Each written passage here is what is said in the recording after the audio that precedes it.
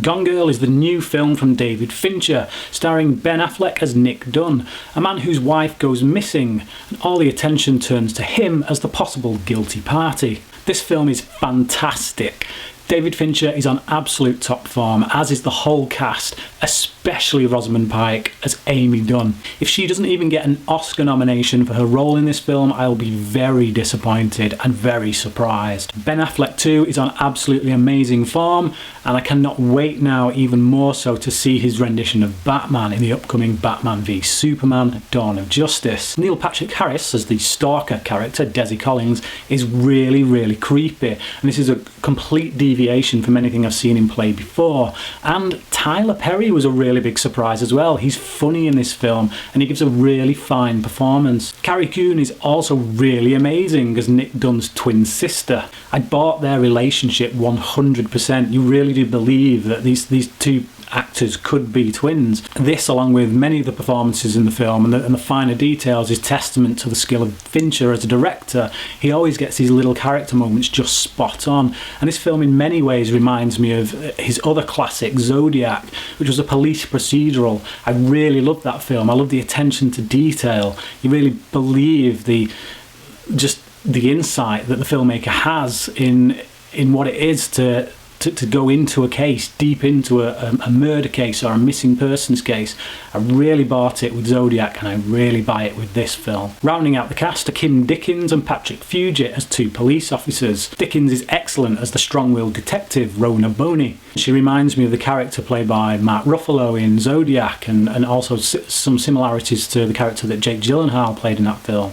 You just believe that she is a detective. You believe. I get the sense that the actress has done a lot of research for this, and if not her, certainly David Fincher has. She's really looking at the evidence. She doesn't just go in there with this preconception of who this guy is and just have him pegged straight away. She wants to get all the facts and make sure that she's dealing with this case in a proper, efficient manner that is befitting of a real detective. Patrick Fugit plays the flip side to that coin as Officer Jim Gilpin, quite eager to just jump on the bandwagon and assume that Nick Dunn is guilty. I haven't read the book, so this film was fresh to me story-wise. However, I did see a twist coming, and despite that, it didn't ruin the film for me, because the whole film doesn't really hinge on that twist in the way that something like the twist in Sixth Sense does. This is because once the twist happens, there are many places for the film to go, and it does so. The characters in this film are just so layered, so believable. You can buy into them despite the twists and turns that happen. Every scene builds character in some way. It gives us insight into who these people are. As I say, I haven't read the book, but author Gillian Flynn does an excellent job of translating her novel to the screen in script form. I don't know what the original ending to the book is, but I gather she's changed it here from what I've heard. So I can't make a judgment on how the book ends, but certainly how the film ends. It's really interesting. It leaves all the characters in a very complicated place, a very complex situation.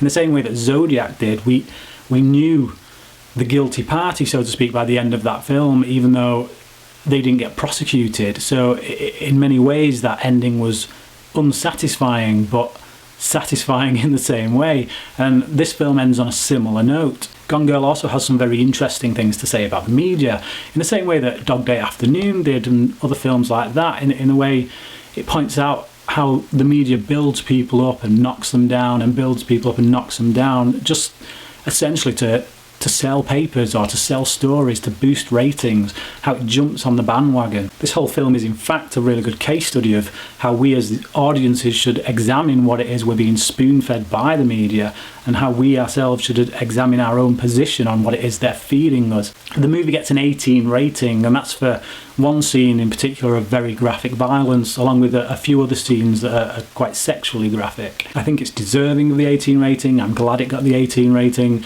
but obviously this will be very disappointing to a lot of people who are really looking forward to seeing this latest effort from Fincher. There isn't really anything I can complain about in this film. Great performances, great score, great direction, great script. The only thing that really kind of stuck out to me was right at the beginning, when the opening credits are coming on, they seem to come on really fast. There's like this choppily edited sequence of establishing shots, and credits just fade up and down really fast. And at first I was watching it and I was thinking, has somebody sped this up? Is there something wrong with the projector or something? But no, that's just the way it was. So as a segue into the film, it was I found it a little bit bizarre, but once that was out of the way and we got into the film, there was no other problems with it. And this is just such a brilliant film, and I highly recommend everyone to go and see it, everyone that can, that is. And I give this film a 10 out of 10. So tell me, what is your favourite David Fincher film?